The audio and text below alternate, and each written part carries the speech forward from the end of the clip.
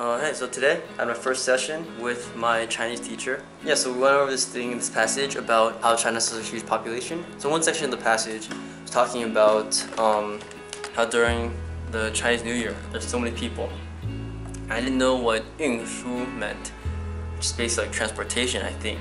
And I was like, oh, it's like 运动的运 and 诉求的诉, right? So I'm like, oh, okay, so it's so crowded because everyone 运动输了就回家, right? Because we're talking about 春节, everyone 回家, 因为诉求了所以回家. Also, if you don't know Chinese, you did not get that at all. And if you know Chinese, you probably also didn't get that at all.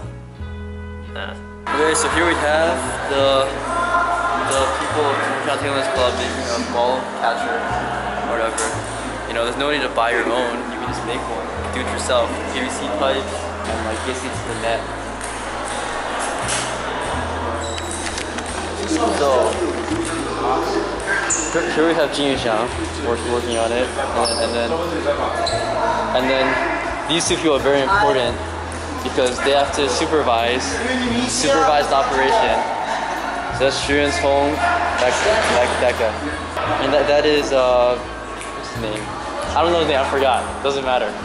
Hey, 你没穿上衣，我不要放你吗？ Oh man, I have a cold. I'm sniffling a lot. Anyway, so yesterday, Wednesday, June 3rd, I think, I went to go visit a Chinese high school because my Chinese tutor teaches there. She teaches Chinese there. So the place is called Maogao, or it's like Maldwin, Gaodong, or something like that. And most of the kids here, they go to that school. Anyway, I went there for one class. I just sat there just to see what it was like. A few things I noticed: Chinese classes are very different than American classes, but they aren't actually that strict. At least the class I went to wasn't like especially strict. It wasn't like as like restricted or like, you know, what's the feeling? Basically though, a few differences. One is the class I went to had 44 students, and when I asked the teacher, she said that was a small class. The other thing is, it's strange because the kids don't move classes, the teachers move classes.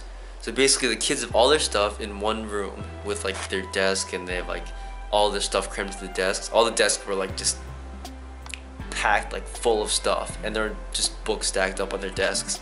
At least the schools I've been to, the teachers want you to clear your desk off like whenever you can. Also, the classroom had like a 40 or 50-inch TV in the room, like just like hung up on the wall for when the teacher wants to show videos and stuff, which is pretty surprising, I guess. Oh, also, the kids, they don't raise their hands for the classes. Like in America, pretty much all the classes, like you raise your hand when you want to talk. But here, the teacher like asks a question, and then just people can just shout out answers and stuff or whatever. Like, you know, as long as they don't just like talk out of turn all the time. As expected, the school is huge, you know, because they have to accommodate for all the students. Oh, one more thing. This teacher had like a headset where like she just talks into it, and then there's like a speaker on her hip, so she doesn't have to like shout and stuff, which is probably very useful for when the class size is very big. I kind of wonder why schools in America don't do that. Yeah, so basically I just sat in the classroom for like one class, which was like 50 minutes, and just kind of watch what they're doing. It was a Chinese class, you know, for Chinese people, so they're going over a lot of idioms. They're preparing for finals, basically, like a very important high school test. I wasn't actually that bored. It was interesting, even though I didn't understand like 90% of it. I guess it must be pretty hard, even though I couldn't tell, because like the teacher basically told two people to go to the chalkboard, and one person would read out characters, and then the people had to write down the characters on the board, and they were getting like a lot of it wrong. I could tell because like the class was laughing and they were erasing characters and, you know, stuff like that. So in other news, I'm looking forward to the NBA Finals Game 1. I think Warriors are gonna win Game 1, even though by the time the video comes out, they're probably already gonna be done with Game 1. And they're probably done with the NBA Finals already. But okay, this is my prediction. It's probably gonna go like 6 games, but Warriors are gonna win 4-2. That's my prediction. I really want the Spurs to win, but now that the Warriors are there with Curry and stuff, I think Warriors are gonna win this.